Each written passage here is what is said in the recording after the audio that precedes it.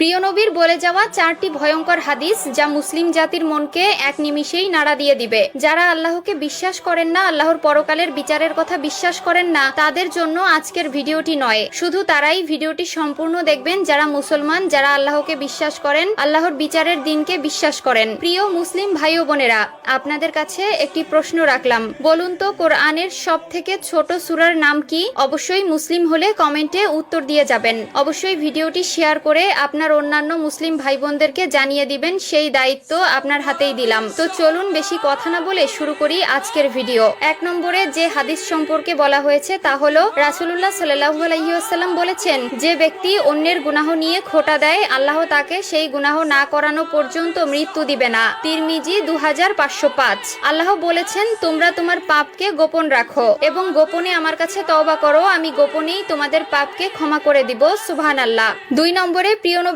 হযরত মুহাম্মদ সাল্লাল্লাহু আলাইহি ওয়াসাল্লাম যে হাদিসের কথা বলেছেন সেটি হলো রাসূলুল্লাহ সাল্লাল্লাহু আলাইহি ওয়াসাল্লাম বলেছেন, মৃত্যুর পর তাদের মাথা পাথর দিয়ে ভাঙা হবে যারা ফজরের নামাজ না পড়েই ঘুমিয়েছিল এবং যারা কোরআন গ্রহণ করে ছেড়ে দিয়েছে।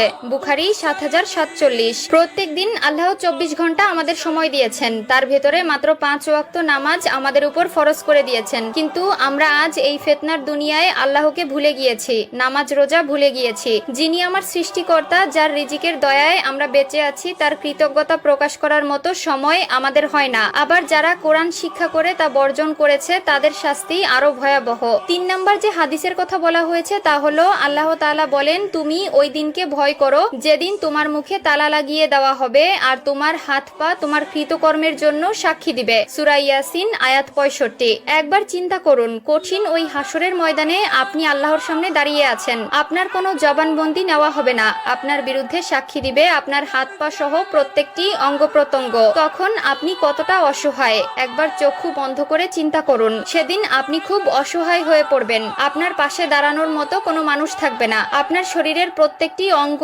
আপনার বিরুদ্ধে সাক্ষী দিবে। তখন কি হবে আপনার পরিণতি একবার উপলব্ধি করতে পারেন? 4 নম্বরে যে হাদিসের কথা বলা হয়েছে সেটি হলো আল্লাহ তাআলা বলেন, আমি ইচ্ছে করলেই সবাইকে হেদায়েত দান করতে পারতাম, কিন্তু আমার এই কথা সত্য যে আমি জিন এবং মানুষ দিয়ে জাহান্নাম পরিপূর্ণ করব। সূরা আশ-সাজদা আয়াত 13। মানুষ সৃষ্টির সেরা জীব। আল্লাহর তৈরি যত মাখলুকাত আছে তার মধ্যে মানুষকে শ্রেষ্ঠত্ব দান করেছেন। শুধু 2টি জাতির বিচার হবে, একটি হলো মানুষ, অন্যটি হলো জিন। মানুষের উপর আল্লাহ যে সকল দায়িত্ব অর্পণ করেছেন, জিনের উপরেও একই দায়িত্ব অর্পণ করেছেন। মানুষের উপরে নামাজ ফরজ করেছেন, জিনের উপরেও নামাজ ফরজ করেছেন। মানুষের মধ্যেও যেমন মুসলিম, মুনাফিক, মুশরিক রয়েছেন, ঠিক তেমনি জিনের মধ্যেও ভালো মন্দ রয়েছেন। যে মানুষ আল্লাহর সীমা লঙ্ঘন করবে, আল্লাহর কথা অমান্য করবে, তার জন্য ওই পরকালে জাহান্নাম নিশ্চিত করা হবে।